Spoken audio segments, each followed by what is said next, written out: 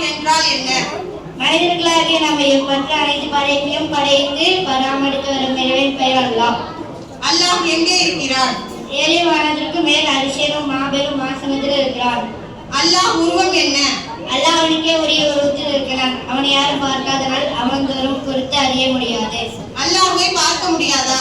உலகில் வாழும் வரை யாரும் அல்லாஹ்வை பார்க்க முடியாது. உலகம் அழிக்கப்பட்ட பின்னர் அனைவரும் உயிர்ப்பிக்கப்பட்ட பின்னர் அவனை மறுமையில் நாம் பார்க்கலாம். அல்லாஹ் எதற்காக மனிதர்களை படைத்தான்? தன்னை வணங்குவதற்காக அல்லாஹ் மனிதர்களை படைத்தான்.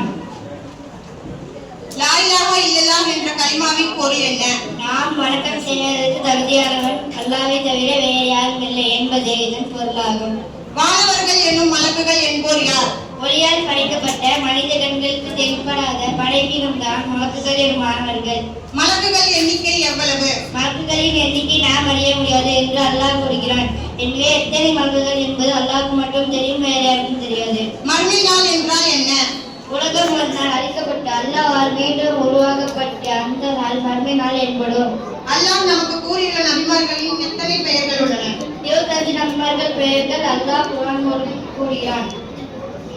மாஷா அல்லாஹ். அஸ்ஸலாமு அலைக்கும் வரஹ்மத்துல்லாஹி வபரகாத்துஹு.